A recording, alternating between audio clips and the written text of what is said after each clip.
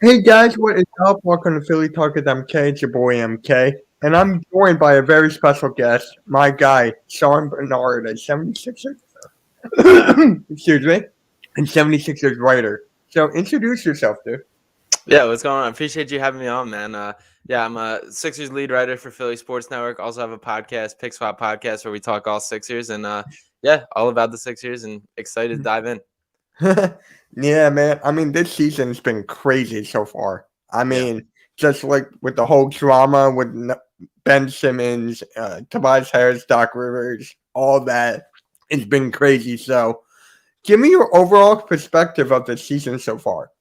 I guess overall it's been pretty promising in my mind. I think we're in a better spot as a team than I kind of expected at this point. Obviously, the Simmons thing has been lingering the whole season, dating back to the off season and everything. But just kind of the growth of Joel Embiid, the greatness that he's shown, and being able to just will this team to in the hunt and sitting in the third seed, 1.5 games out of first. The East is such a tight race that I'm pretty happy with where the Sixers are standing right now. I can't say enough of just about how good Joel Embiid's been, and I guess that's pretty much the whole takeaway so far. It's just the way he's been able to carry this team and just be the absolute man. I know, but the question is for me, can he do this all year, with the injury history and all that? That's what scares me the most. He is my favorite player, but I'm always keeping that in the back of my mind with his injury. Yeah, 100%. He's a guy that it feels like every time he goes to the ground hard or takes a hard foul, everybody kind of holds their breath a little bit and more nerve wracking than most players. I think he's the healthiest he's ever been. When you just look at the way he moves physically, the way he just has been able to play. I mean, I'm happy he's getting the night off tonight. He is well earned. 21 straight games played, all at an extremely high level. I think over the past one or two games, the Pelicans and Kings game specifically, he's looked a little more worn down, looked a little tired. I'm glad they're giving him the night off today. I think that speaks a lot to the potential longevity, but I think to Joel specifically, it means a lot to him to continue to suit up, continue to be out there to play on a nightly basis. And really, as much as it's a frustration to me that I wish the Sixers would protect him more and maybe give him a little time off, the reality is this team can't afford to play without him. And Joel especially wants to be treated like every other player and play every night. So respect to him for that. Yeah. I mean, Joel Embiid, it's just like we're witnessing greatness in front of our eyes, and people are still taking granted of this. Mm-hmm. Like, I just don't understand how disrespected he is in the NBA. I mean, with him and Jokic being neck and neck, and people are still picking Jokic over Embiid. To me, that's ridiculous. I mean, Embiid can do everything, like both sides of the floor. Jokic is not that good of a defender, so for me, I would always pick Embiid over Jokic for that. Yeah, I agree with that. I think the defense is the difference maker there. There's also been a great amount of growth with Joel's passing this year, which I've been the most impressed by. I think a lot of that is obviously with Ben Simmons being out. This is kind of extra responsibility in that area thrown him. The team completely plays through Joel, and even like when he's posted up, just being able to pass out of that post, that adds a whole new element to the offense. And he's just getting better and better. The game's slowing down for him, and the passing especially is I think where we've seen the greatest growth this year. But it's tough. It's hard to find holes in this guy's game.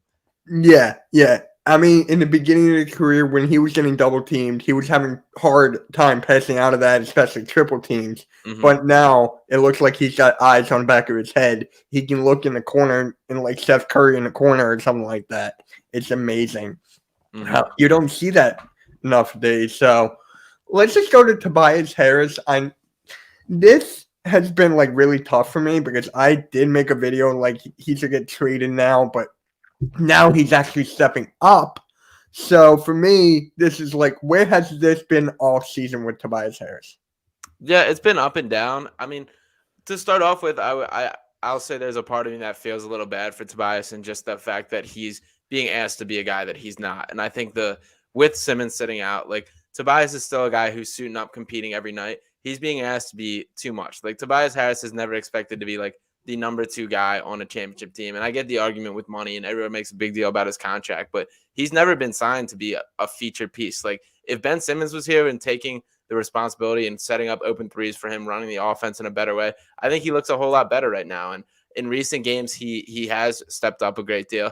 Uh, I mean, it's tough. Like it's absolutely frustrating. I'm absolutely like get the frustrations, but the fact of the matter is he's the best that the Sixers got suiting up right now. And he's given it his all. So as much as there is complaints there is a part of him that feels bad for Toby.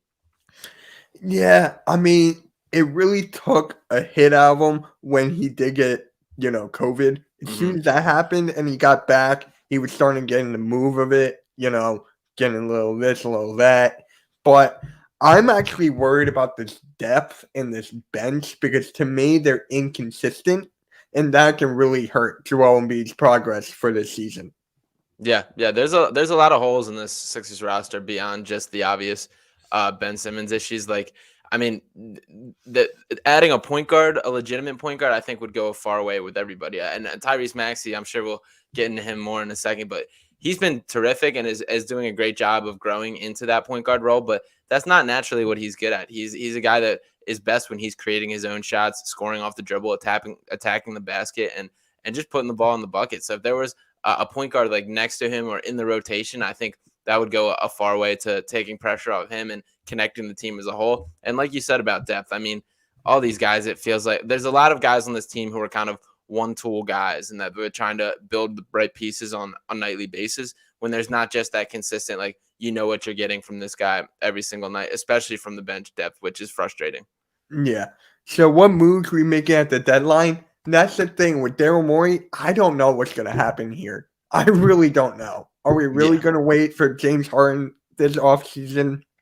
To me, just make a move now. I don't understand the wait for so long to make the trade. Yeah, personally, I would rather a deal get done now. I mean, obviously, just like getting the headache out of here and getting the complete roster for this year, I think is huge. And I just don't want to waste a year of Joel Embiid being this good. I think that he is at the level that getting the right complementary pieces around him, rather than just waiting for a second star and building like a super team model, I think he's good enough to win it with just being the singular guy and having the right pieces around him. It's going to be interesting to watch. I still think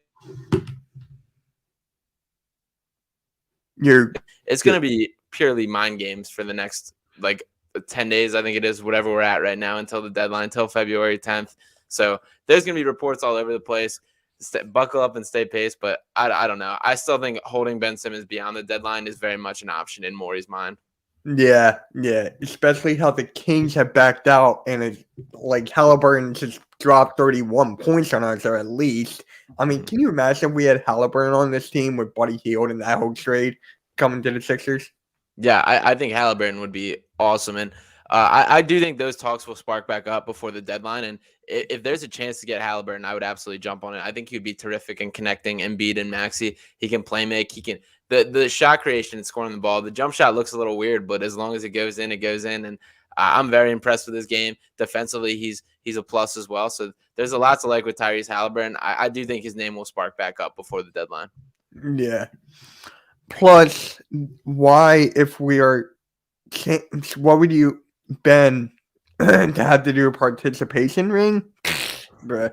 This whole thing with Ben Simmons, man, it's just like, how can anyone still like this guy? Like, that's just me, especially, oh my God. He got 46,000 votes to be an all-star starter. Yeah, that's crazy. And I mean, I know plenty of that is like trolling and doing whatever, but it's very frustrating, especially. And I'm a guy who's been in Joel Embiid's corner his whole career, and he's a guy that I've just have been a massive fan of since he came in the league. It's frustrating to me to watch him leave it out there, leave it all out as much while Ben's kind of chilling at home and doing his thing. And I understand the Sixers are not 100% innocent and everything, but it's just I don't understand the not willing to suit up. And frankly, if your goal is to get traded, I think this all could have gone so smoother if he just showed up, played a couple games, reminded teams of what he can do on the basketball court, rather than leaving the Hawks series and the worst basketball that he's played through his whole career as kind of the last thing on their memory. Mm-hmm. Yeah, definite. So with this bench, to me, they got to step up every single night. They do, and especially where has Shake Milton been? Is he injured or something? Yeah, he's got a back contusion, so he's been out for about a month now. Definitely getting him back would be helpful in the rotation, but he started some on-court basketball activity again, but there's still no date circled for his return, so hopefully sooner rather than later. Yeah, and you know what I do like? The last game, they had Danny Green off the bench. I love that. And he was a spark plug. Like, Yeah, Dan. I said Since, this in the beginning, he should have been on the bench. yeah, since Danny's come back from injury, he's looked a lot better. I mean, obviously at this stage in his career, is there's a limited amount in the tank, but I think if you use it correctly, it still can be beneficial to the Sixers team. Like just the floor spacing ability, the 3-point shooting, that's stuff that this team needs. And he's pretty much being held to a minutes limit right now. It was 15 the other night. He ended up playing 16, but in that ballpark. But that's enough that if you use it the right way, you utilize him with the right lineups, that's still a plus to this team. So having him work his way back from injury, and he's had a brutal stretch. I think 3 different injuries, which he's been sidelined for stretches of time. It was the hip, the knee, and I forget what else. But he can be used in the rotation right, he's a guy that I like having on this roster, and I think the veteran presence is also important. Yeah, yeah. Remember when he made those marks about the fans this past offseason? Like, and he's still here and people are still giving him praise for at least putting in effort. Like, to me, that just takes a lot of courage to do that after saying those kinds of words. Yeah, I mean it's tough. It's always weird to me a little bit with the Danny Green, as far as obviously he does his podcast with Inside the Green Room with Harrison Sanford and all that. It's a weird kind of on the border when you're walking both lines as being a player, and like when he's talking about the Ben Simmons situation stuff, like I understand you're doing this as a media person from this perspective, but this is also your teammate at the end of the day, or a guy that you're supposed to be suiting up with. So I think things get a little misconstrued and a little hard when he is trying to play kind of both sides with that. So it's difficult. It's not an easy balance. No, it's not. No, it's not.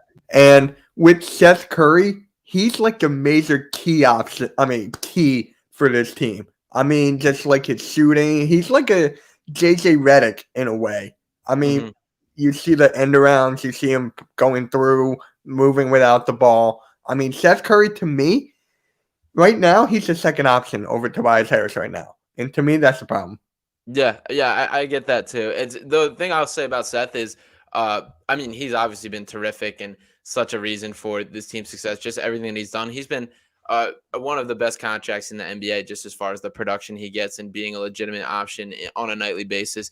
One of the statistically best shooters of all time in the NBA. Him and Embiid's 2-man game has gotten so far when we talk about the dribble handoffs, the screens, just everything coming around. So he's a weapon. He's certainly a weapon in this offense, and the Sixers have done a pretty good job utilizing him so far, and I would love to see that continue to grow. Yeah. I mean, we need one of those shooters to be consistent, and Seth Curry is that guy. He really is that guy. And with Thibault's game, his offense not really being there, so Seth Curry has to be there for twice as good, maybe even better than that. So with Thibault, I really hope he doesn't become like another Ben Simmons, because his shooting is there, but it's not like there. You get what I'm saying? Yeah. Like, there, but not fully there. I guess what's encouraging to me is, like you said, he'll at least shoot it. There's at least like a willingness to shoot and like a desire to grow, which I do see with Matisse. And I mean, his defense is all worldly. Like, this is a guy that he will stick on the court just because of how great he is. And when we think about matchups, like, it's such a great weapon to have in your back pocket. Like, I'm sure tonight he'll get his run at Ja Morant. Probably Ja he'll end up mostly on. And I mean, a guy from wings to guard being able to match up with. We've seen some ridiculous things. Like the game on Steph Curry, I think was probably one of the best games I've seen Matisse play in his career so far. And also as a cutter offensively, he's developed a ton, which that is a shout out to him to finding a way to just find use in the offense. And that's been so much more open for the Sixers offense this year, especially in recent games. Like when they bring the double and sometimes triples on Joel, the free cut to the basket is just about always there. And for Matisse to use his athleticism, use his speed, find a way to get in there, and just you're getting open layups and dunks at the basket. So you can't ask for much more than this. Charlie Brown Jr. is another guy that's been very good at that. And I do think that's a plus, and a shout out to Thibault for finding a way to at least find some effectiveness on the offensive end. Yeah, I've definitely seen the improvement from Thibault. His cutting, his IQ is definitely getting better. So I can definitely say I love his future so far. Future definitely. Right now, if he can develop more of a jump shot and become like a Robert Covington in a way, I would like that even more. Yeah, and he's a fun guy to root for too. I personally think he'll be pretty good margin better than Robert Covington, and I think the argument can be made is right now. I mean, especially just like the defense. I think it's as much as it is appreciated. Like it can't be stated how talented he is on the defensive end. Like legitimately a top 5 defender in the NBA, which is crazy for the limited minutes and role that he does have in that. So he's special. He really is, yeah. Now, give me your opinion on Furkan Korkmaz. What do you like Korkmaz? Like, give me your It's opinion on him. At my heart, I love Furkan. He's a guy who very, very funny guy, very nice guy.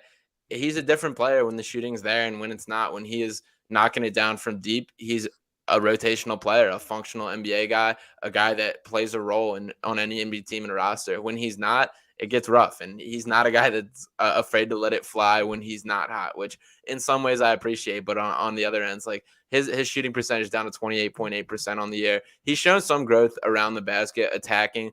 He's been forced kind of into the point guard role because of a lot of what we've talked about already with the lack of depth at the guard position, Ben being out, Shake Milton being out. So by default, he's kind of played a lot of point guard, which is not something I see ideally for him. He does a lot for the Turkish national team playing the point, but I just don't think like his NBA future, that's quite it was. So I've been impressed with kind of the finishing around the basket, the passing that he's done. I think he's a guy that could find I guess if there's roster shakeup and some more guards are added, he's able to shift to more natural position. He'll look better, but I definitely think there's upgrades over Furkan. Yeah, definite. And I love Korkmaz. Like, I'm a huge fan. I love his intensity. I love how he brings it every single night. And you can see how Tobias didn't bring it every single night before this little run he's on. So for me, I'm just like, as long as he's putting out effort and keeps on shooting, doing whatever he can to help us win, that's what I'm good with. I like how he's a backup point guard. And sometimes, looking for an open man, creating an open shot and everything. But let's face it, he's not a backup point guard. Yeah, no. I'm still rooting for Furk every night. He's from a fan perspective, one of my favorite players on the team. But I mean, I think I would like for him to shift back to a more just a role where he just has to shoot, just be a shooter. And I think his focus on being a point guard has taken away from what I think he does best. But it is nice that he's shown those abilities. Yeah, definite. Matisse Thybulle would need to develop a best shooting and the opportunity of a double team coverage to keep the same energy level in scoring. You're right. You're basically right. Yeah. And people are saying that it's basically 4-on-5 when he's on the offensive side. But if he's getting open and cutting, I feel like it's a 5-on-5 game. Like he just needs, just to get open a little bit more. But I like what I'm seeing so far. Yeah, no, I agree too. I think I've been more encouraged this year than I think in past years for the growth of Matisse on offense, which he obviously still has a long way to go. He absolutely should be in the gym shooting 1,000 3-pointers a day, every day this summer. And I would love for him to get to the point where he's a legitimate threat from three, because that would make him a borderline like elite player in this league for the things he can do if he can be valuable in the offensive end. But I would say I'm more encouraged right now than I probably ever have been about his growth offensively. Yeah. Now, Paul Reed is actually being called up tonight, which is actually pretty cool. Hopefully he gets some minutes and Doc Rivers can use him right. Because if he's not on the floor, then what was the point of you being called up? Yeah, I've been frustrated with the lack of minutes that Paul Reed's given. I mean, he's an interesting player, Paul Reed, and I have had a couple chances to see him for the Blue Coats game and have been very impressed with him down there. I mean, he's very good at being like when he plays with the Blue Coats in a lot of ways. Like he's in some ways they're Joel Embiid. They play through him a ton. He does a little bit of everything, and he's very good at that. What he has struggled a little bit translating is being in a complementary role with the Sixers, being a guy that's a limited minutes doing that. And that's what I want to see more from him out. Like, I understand what he can do when he's playing at a G League level, given all these minutes. I want to see if he can be a functional NBA rotational player. And I personally, I think he can be. I think that he adds something to the Sixers offense that they're frankly missing. Like his switchability on defense is able to guard smaller guys, switch out in pick and roll, stuff like that. Those are things that Andre Drummond and especially Joel Embiid, I mean, and even Joel Embiid aren't particularly good at. So that's like a different look that this team could have. And I just think there's something there worth developing. So I wish there was been more of a commitment from the Sixers to giving him steady minutes. Yeah, yeah. I mean, Paul Reed is just like he's so underrated and not being used. He's not getting a good chance to shine. I mean, in the G League, hell, he was G League MVP. Yeah. You gotta put some respect on that. I know it's in the G League's been getting tougher.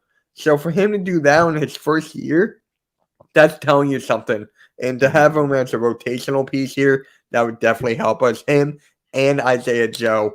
And people are telling me that Isaiah Joe needs to get more minutes than Korkmaz. I can see that. I can see how Isaiah Joe needs to get more minutes than Korkmaz. Do you agree with that?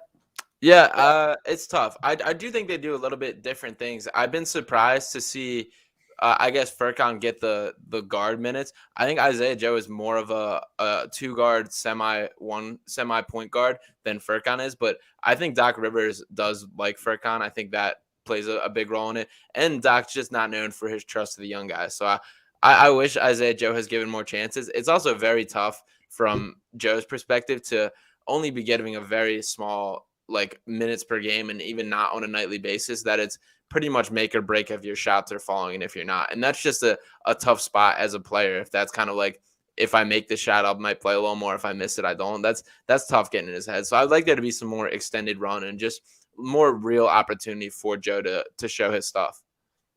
Yeah. Yeah. Paul Reed probably has a different ability to have some minutes playing with Isaiah Joe. Yeah, if they're on the floor with Embiid and Tobias, I like that. Yeah, I would like that a lot. I like the idea of Paul Reed kind of next to Embiid. Like he's pure chaos on the court, but he makes things happen. Like he's a guy that does the dirty work, dives on the floor, blocks shots, does all that. That's a lot of pressure that could be taken off Joel, who is still asked to be kind of that guy defensively, which it's a lot. It's a lot that this guy juggles, and I think that could go a long way to take it, even if it's just for like a few minutes during the game. Like that still matters. Oh yeah. Yeah, definite. And I just love how Tyrese Maxey is looking. I mean, his second year, and he looks like a borderline all-star. Now, when it comes to like the James Harden trade or Bradley Beal, for example, would you put Tyrese Maxey in that? Do you know, to help the value a little bit? Yeah, it's tough. I'm very tough. It's hard not to love this kid. Like, I mean, you just watch him play, and he's just pure joy on a basketball court. Like, he's one of the most fun players to watch play that I've really seen. Just the happiness, the enthusiasm. It would break my heart to part with him in a little bit. I would do pretty much everything possible to not trade him. Like, I think if I'm ordering this roster in terms of like who I'm holding on to, Embiid's obviously untouchable, and Maxey's right up there in that kind of category for me. He's probably the number 2 that I'm not willing to move. I mean, if that is the difference of getting the guy, who I don't even know who the guy in my head is right now, but I still think you kind of have to bite the bullet and do it. But it would break my heart to see this kid leave. It will break every heart, but it's a business at the end of the day. So for me, I would give up Thibault more than Maxey. For sure. I would definitely do that. I mean, defense, sure, but it's an offensive league, man. His average is like what, 15, I think?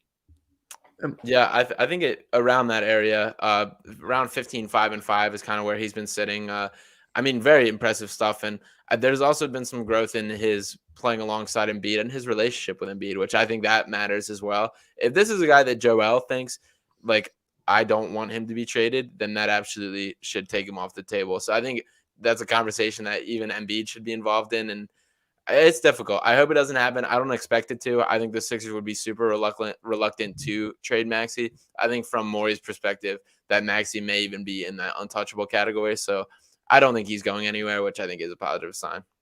Yeah, I can definitely see that too. And that is like music to my ears once I hear that. But would you rather him, if we get like a good point guard, right? If we get like a solidarity good point guard like a De'Aaron Fox, for example, right?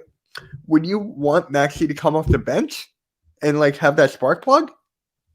Yeah, I wouldn't mind it. I think he could be very good at that role. I think he could be very good. And I mean, if we're talking about long term, I obviously think he can develop into like a legitimate starter. If we're talking about for this very season, like I think he could be great in that role. I think that would take a lot of the pressure off it. I mean, it's kind of crazy how much that has already been asked out of this 21-year-old kid, and he's already more than answered like every ask and any request and any standard that has been set for him. He's pretty much blown away. And I mean, like I kind of said earlier, he's not really a point guard at heart. He's a guy that goes out, gets his own buckets. He's a hooper. He does his thing. He goes in balls. And I love that. I think that could be very effective as a six-man role.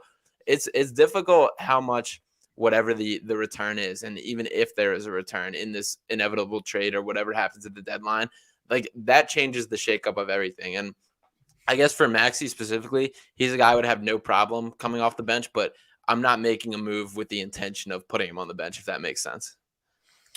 Yeah, that makes very much sense. It does. But this has actually been bothering me a little bit, and that is Doc Rivers. Now, people are calling him overrated. People are saying, like, he can't coach, the rotations are bad. So for me, I'm like halfway there. So do you see Doc as an overrated head coach, or do you see him like good that he needs to fix up some things? Yeah, I mean, I guess slightly overrated is I guess what I would say. The things I'll say is I like the way he handles like the team itself. Like I think he does have the respect of the team. I think guys for the most part do show up and enjoy playing for him. I think from the actual on-court perspective and the basketball decisions is where I get some frustrations. I mean, it feels like to me that Doc Rivers is a guy who he does his homework pregame. He does his game plan perfectly fine, but he struggles when the game goes off of that script and making adjustments on the fly is where I feel he's lacking. Like you see games where, and I mean, zone defense is the thing that jumps out to me is how many teams have switched into zone on the Sixers and they've struggled pretty much every time. And Doc is not quick enough with the adjustments on the fly like that, which as much as like it can be a brushed over thing now in the playoffs, that's going to be a bigger and bigger deal. I think we saw it last year in the playoffs for sure. I think he was outcoached in both series, in the Wizards and the Hawks series. And I mean, the Sixers were much better than the Wizards, so they were able to overcome that one. But that was a game that we should have a series that we should have breezed through. And I felt like Scott Brooks kind of outcoached Rivers to hold them in that. So I definitely think there are legitimate criticisms of Rivers coaching. Yeah, yeah. I mean, it's just like when the Sixers are doing bad, right? I'm guilty of this too. Maybe you are. I'm not sure. But if the Sixers are losing, doing bad, we go on an outrate. Like, we need this guy gone, this guy gone. We go outrate on social media and everything. But deep down, he is he is like one of the best coaches in the league. That hates me to say. He's like top 15 around there. So for me, it's like he's doing the best he can, right? He's doing the best he can with what he's got. So if we get like another superstar, another good piece, I feel like that would help Doc Rivers a lot more. You got to look at the roster more than his coaching. Totally. And I will say, I think for the most part, the impact of like NBA coaches is a little overstated. Like this is a player driven league and like superstar driven league, even like I don't think if Phil Jackson was the coach of the Sixers this year, there's very much of a difference in where they're sitting in the standings. And in postseason, it matters more, and it'll be more on a magnified playing field of what the decision making is. I do think there's an aspect of Rivers being a little past like his prime of coaching in terms of like he's getting up there, he's old, he's kind of past like the dealing with everything. Like I think there's an aspect of him being like, I would rather be on a golf course, I'd rather be away from the game. But at the same time, like you said, like I don't question the basketball IQ of a guy who's been around for so long and been obviously very accomplished, but there are little things here and there that certainly bother me. Mm-hmm. Yeah, a lot of things. But remember when Doc was on the hiatus or for COVID or whatever, COVID protocols, and then Dan Burke came in, and then he got us 2 dubs. Would you like to see more of Dan Burke coaching after that, or is it still Doc? I think it's still Doc Rivers' show. Yeah, I don't see the Sixers making any changes. I think we kind of got to bite the bullet and understand Doc Rivers is our guy for at least this year, probably next year too, before I could see any kind of change happening. I also am a huge fan of Sam Cassell. He had COVID at the same time as Doc, so Unfortunately, he didn't kind of get the nod for those couple games. But Dan Burke did do well. As a whole, the Sixers staff is very impressive. I mean, that they have like 4 legitimate kind of head coaching tier candidates of assistants as well, which is very impressive, very unique. And I think Sam Cassell specifically in the development of Tyrese Maxey has been super huge. And I'm a huge fan of him. I think for his sake, I think he'll get an I hope he gets a chance as a head coach somewhere next year. But from the Sixers perspective, I hope he sticks around. Yeah, yeah. I mean, Sam Cassell, wasn't he supposed to be the shooting coach for Ben Simmons? Or was that somebody else? Ben's had a couple. I mean, I know Cassell wanted to work with him and was excited to last year, and that was part of the thought process. Cassell got a ton of credit for the development of John Wall and for him becoming the star that he was. So Cassell made a couple comments about talking about like a similar model with the growth of Simmons, because John Wall wasn't a sniper when he came in the league either. But so I think that was the thought process. There was definitely some positive publicity spread by the Sixers on that this was going to work, but we know where we're sitting with that. Yeah. Whew. Yeah. And especially with like Peter Dinwiddie, that addition. I mean, they did so much work in this offseason, and it's showing we're third. We're a game and a half. I mean, we did a lot of good things this offseason, you think? Yeah, I mean, Niang, I think, was a positive addition. He has holes in his game too. Not the best athlete, not the best movement, but just his shooting ability, the ability to spread the floor, being kind of a stretch big, which he's obviously a couple inches smaller than we would hope from this, but he's a guy that just lets it fly. He's an objectively good shooter, and he has a swagger and energy that he plays with, and I think that's important to this Sixers team. Andre Drummond's been an upgrade over Dwight Howard, which, again, these are marginal kind of upgrades when we're talking about the grand scheme of things, but they absolutely matter when you stack all these things on top of each other, and we're talking about building a team as a whole. So overall, a pretty good offseason. Obviously, the unchecked box in the Ben Simmons trade is going to be the thing that lingers over everyone's head until it finally happens, but you can't be too upset with how the Sixers are sitting right now. Yeah, you really can't. And people are still telling me, I'm getting DMs like, Mitch, Sixers are doing better with Ben Simmons. Why would they trade him? Why would they trade him? I'm like, bro, I'm not going through this again. Yeah. Like, I still don't get those. I don't understand why people still like this guy. I don't get it. Yeah, it feels like Ben Simmons definitely still has his kind of cult following of people who like think he can be the guy. And I will say, like, I mean, obviously, it's just frustrating how this all has happened, and just like the fact that it is to this point of him being unwilling to put on a Sixers jersey again and do all this. It sucks. It all overall sucks. And I mean, it's a very difficult situation for the Sixers to handle, because really there's never been something like this ever. When we talk about a guy just 4 more years on his max deal, 25 years old, 3-time All-Star, a guy who's a very good basketball player, despite people not wanting to admit it. Like, it's tough to find a deal that just matches up with all that and makes sense for the Sixers. This is legitimately kind of the last trade asset to partner with, to find a guy to partner with Joel, and the final kind of piece to make the big push. So the Sixers are being very calculated on making sure they get this right, making sure it is the right deal, because I mean, the reality is, if the wrong trade is made, like, that could be kind of the end of the window. So it is a delicate kind of balance. It is. So, what was going through your mind when Ben Simmons passed out that dunk on Trae Young? Because I'm going to tell you, I'll let you know that I'll finish. I guess just shocked. Like, I definitely in the moment was shocked. It sucked. I think to me, the free throws were a super. I would even go as far as say like a bigger deal. And to me, like the just hack a Shaq and him just breaking all those and shooting 32% from the free throw line, that I think frustrated me a little bit more than those. But I mean, you can't just pass up a dunk like that. And it sucks from a personal level to see him just mentally melting down on national TV in front of everyone and all that. But it's definitely disappointing that that's the turn it took. Yeah. And especially in Game 5. I think that happened in Game 5, right? Or was that Game 7? I think that was 7. I'm pretty sure that was 7. That was the yeah, you're right. That was Game 7. I'm going back to Game 5 because we were up by like 20 or 30 points. And I tweeted out, guys, how's Ben Simmons doing? And they were like, Mitch, we're up by 30. What are you talking about? We're up by 30. We're up by 30. We lost the game. So I'm like, am I right here?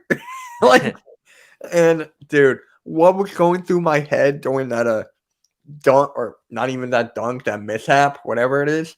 I was down the shore. I was looking out in the ocean, right? I turned back. I see Ben Simmons pass out of a dunk. And I'm like, what? My dad and I were just Yeah. looking at the TV like, what is going on here? What? I've never seen that before. I've never seen that. So let's just go to Daryl Morey here. I mean, do you think like Elton Brand, Josh Harris have anything to do with this Ben Simmons thing?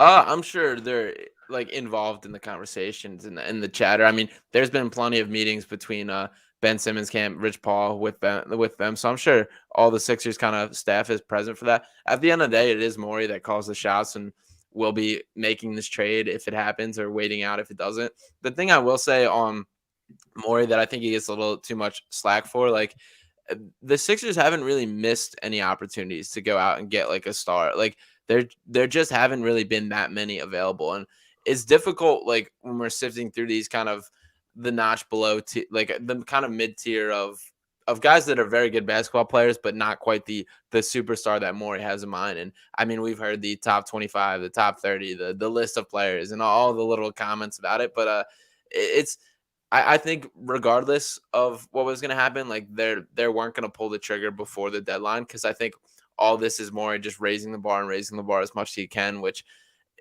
I reserve my judgment on Daryl Morey until the trade deadline passes by, is how I feel about it. And I do think the Sixers are close enough to get the right piece and be legitimate contenders this year. So I'm not counting them out. I'm not counting Morey out yet. Yeah, I mean, he's definitely playing chess. I feel like Yeah. he's doing everything right. But again, it's just like, how much longer can we take this? How much longer are we going to have to pay? Or are we still paying him? Are they It's still paying? We're still paying him. So, and then he's getting fined $10 million. So it's just like, how much drama do we need? And how much does this affect on the players? Because you've seen Joel Embiid take shots at Ben Simmons time and time again. So, what do you think that means of Joel Embiid taking shots at Ben Simmons? Yeah, I mean, for the most part, I think the Sixers have done a very good job of keeping the distraction, I guess, out of house and out of the building. Like, I think from outside of the couple day stint in training camp where Simmons was there, and obviously that didn't last long. Like, I think the Sixers have done a very good job of just like the team that is in this locker room right now is our team. Like, it's pretty clear the bridge is burnt beyond repair between Simmons and a comeback, despite all the comments on the Sixers and wanting him to come back and everything. At the end of the day, I think the Sixers have done a great job just being head down, eyes forward. This is our job. This is our team. I don't think it's been as impactful as I think I personally expected to be. And I think kind of the general consensus was that it will or would, or however you want to put it. So I think the Sixers are fine in how they've just plowed ahead forward, and it hasn't impacted as much as it could have. Yeah, yeah. So, during this whole thing, this whole winning streak, or however many it was, is it solidified that Joel Embiid is MVP, or is there another guy like over him, like a Steph Curry or like a DeMar DeRozan or stuff? Is that Joel Embiid's for the taking? Yeah, I think it's going to come down to the wire still. I think there's still a lot of season left to play.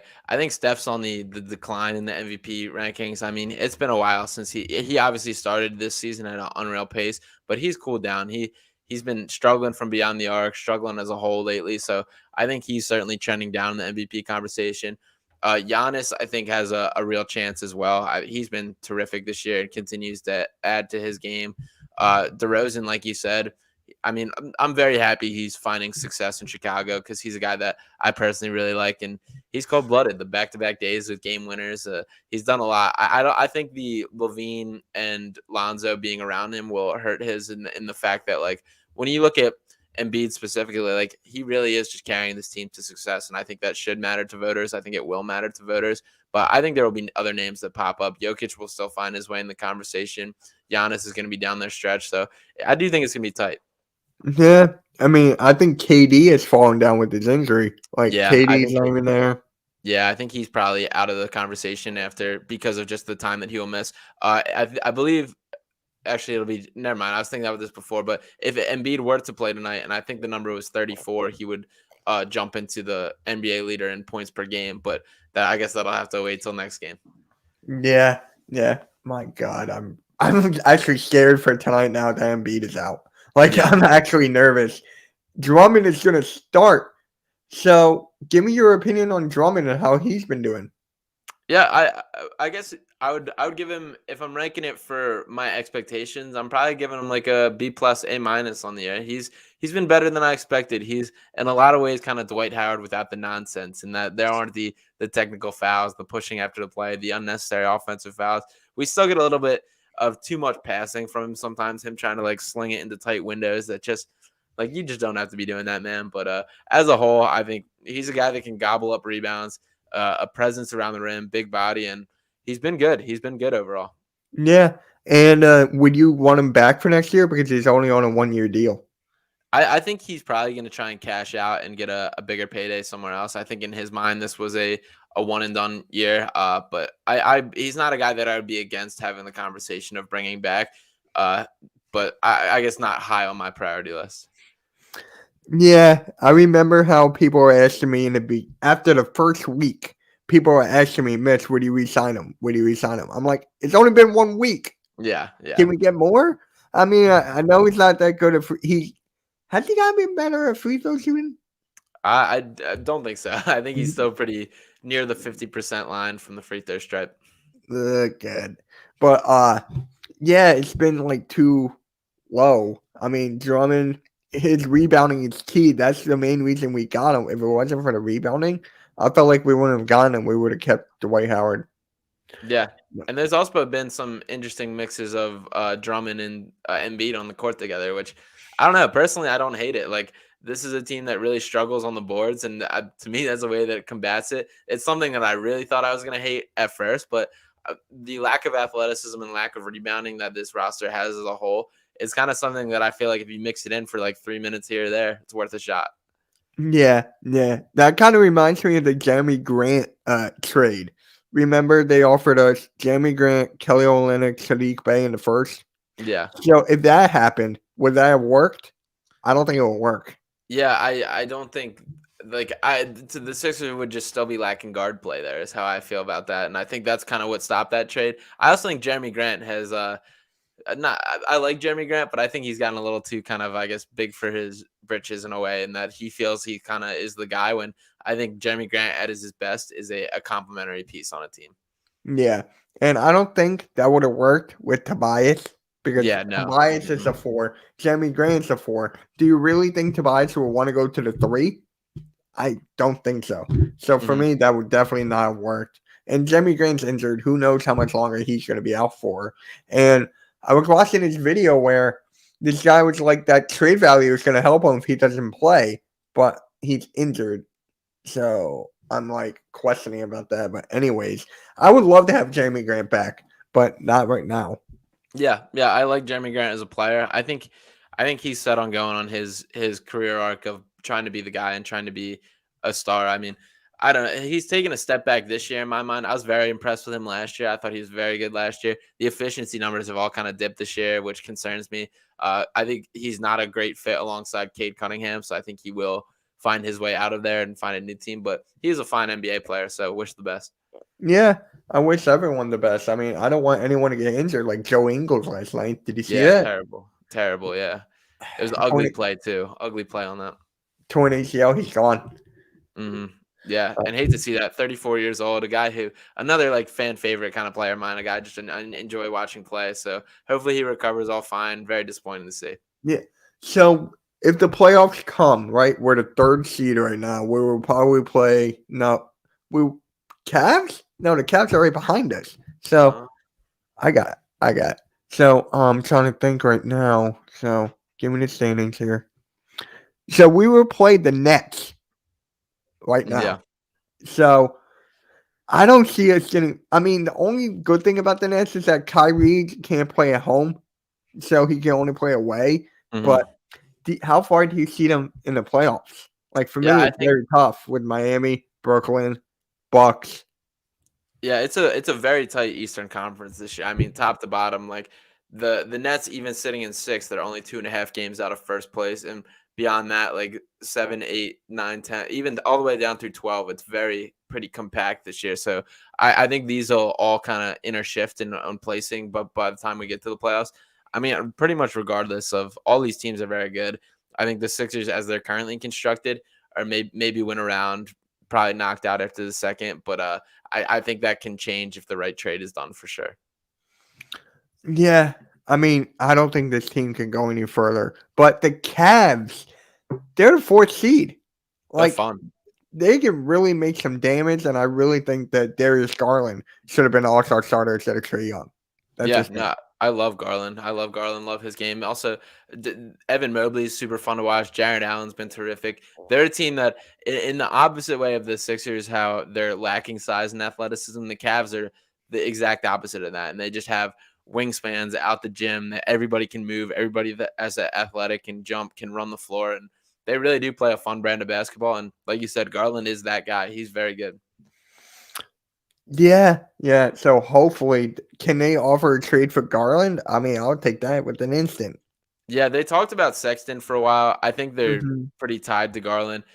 I feel Sexton to change my mind. The injury with that, he's coming on for an ACL injury too, and to me that doesn't check the box either way. And that I don't think he's like good enough in the long run to worth that weight, and he doesn't help us this year. So I think that's kind of where conversations stop with the Cavs. Yeah. But I just gotta. It bothers me that we don't have like a true point guard. Tyrese Maxey is a point guard, but he's not a true point guard. When was the last time we had a true point guard? Eric Snow? Yeah, probably. I Drew Holiday, kind of, I guess, but even him was a guy that could score a lot and do his own thing. So it's been a while. I mean, Ben Simmons has always been an interesting blend with that, and I mean, the team has been constructed, and it's also when you look at this current Sixers team, it's very clear like they're missing Ben Simmons when we think about the way this roster is constructed and the weaknesses that we're talking about as far as rebounding, athleticism, like all these are things that like Ben fills a lot of those holes. So that makes it even tougher kind of for what a niche and unique player that he is, finding a guy to fill the things that he does well or helps this team makes it better. It isn't as easy as I think people make it out to be.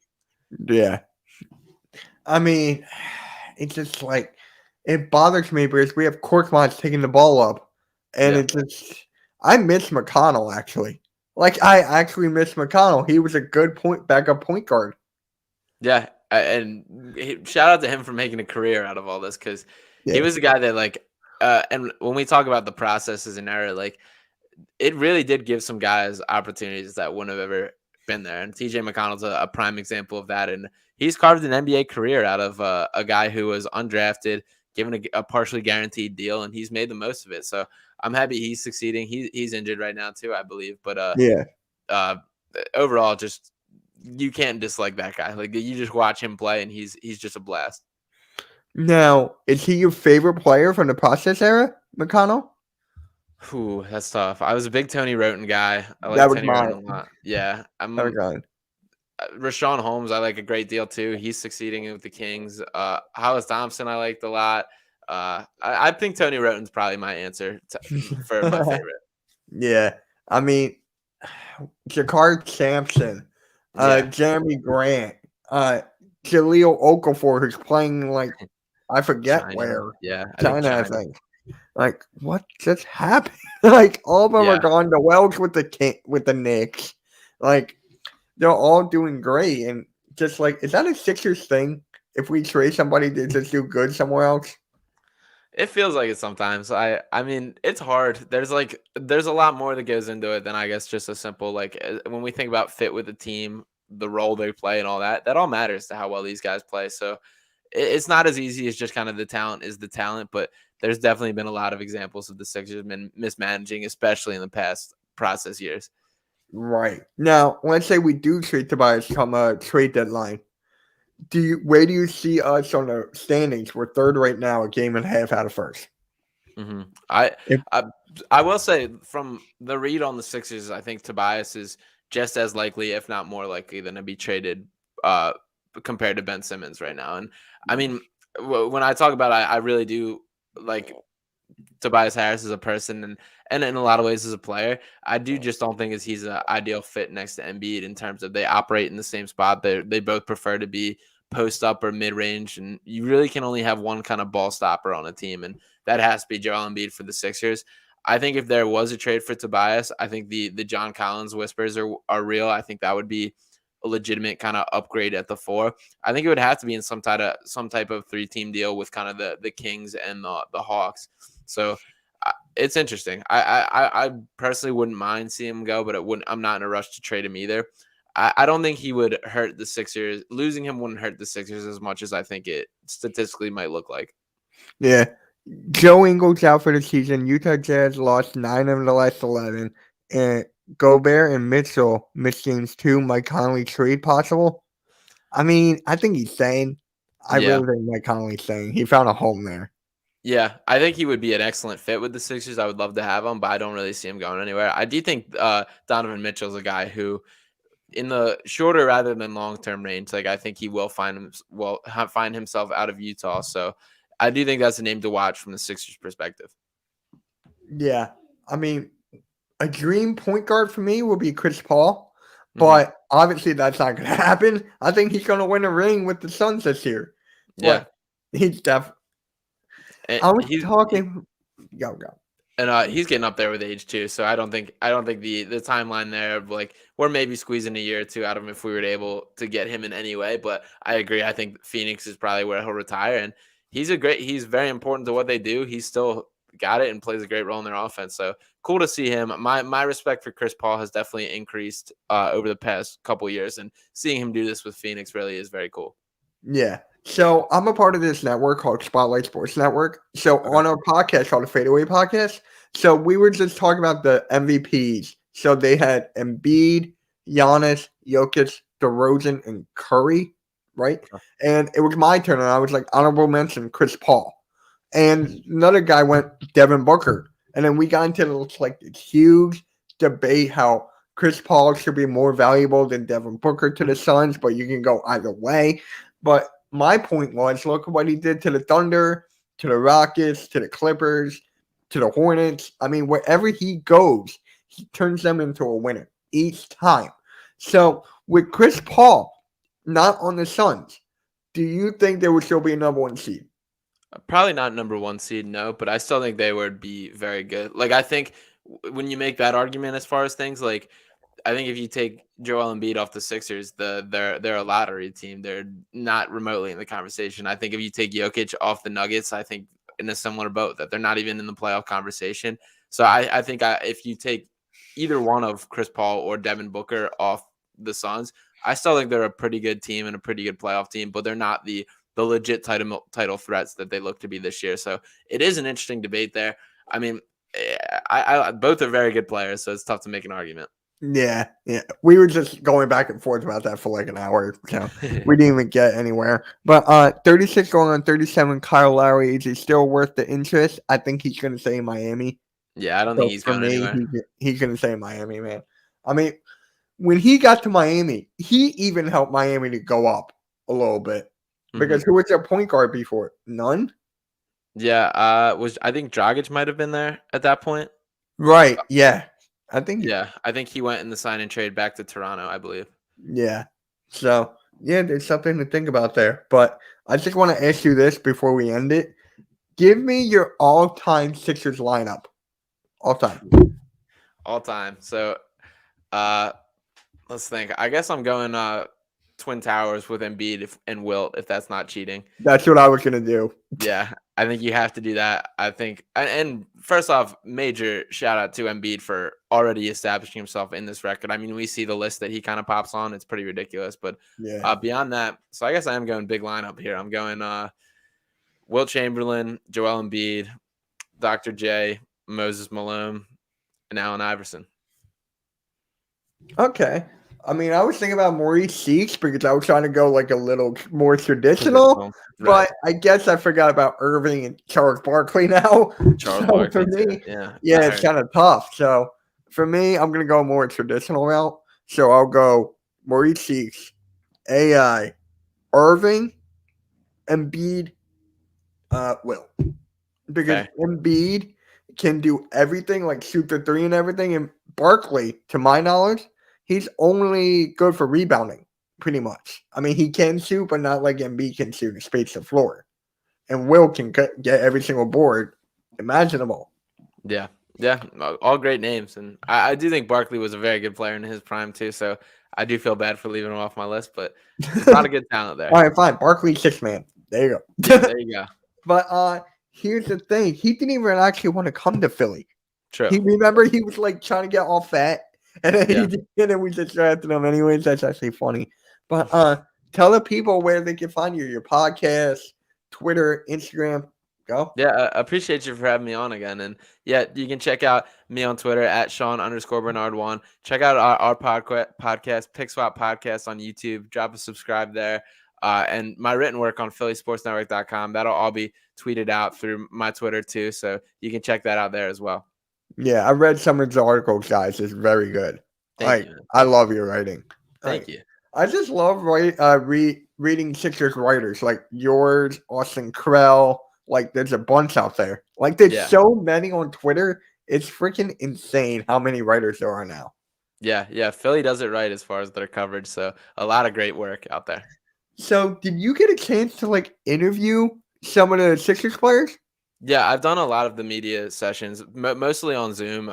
Very few in person. I've only done work with the Blue Coats. So, but yeah, all the Zoom interviews have been very cool. With pretty much all of them, I've had a chance to sit down with. Yeah. So at my place of work a couple years ago, we have like this award ceremony thing. So they will always bring like a Philadelphia athlete or a Philadelphia person or whatever. Mark Zumoff is always the host. So there was Embiid, Elton Brand, and Al Horford. Okay. And I got a privilege to talk to Embiid. So I was looking up for like a good 5-10 minutes. And then once he walked away, I couldn't move my neck. Because he's so can you imagine? I'm 5'6", so he's 7'3". Yeah, like, massive human being. And Embiid, very cool interview too. I will say, much more intelligent guy than I think he gets credit for. Like when you see him talk, like he will really answer a question and like give you the thought process behind it, which you don't always see with all athletes. So very, very cool there. Yeah. Ben Simmons in Miami with Jimmy Butler, I would pay pay-per-view double to see that. Oh my God. I would too. That would be hysterical. And then Jimmy Butler would really come out. But yeah, thanks for coming on again, man. It was fun talking to Sixers, and we should do this again soon. Yeah, definitely. Appreciate it, man. Yeah. All right, guys. I'll catch you all later. Subscribe, do all that stuff. Like, comment, share, all that stuff. We'll catch you all later. Peace. All right, where's the freaking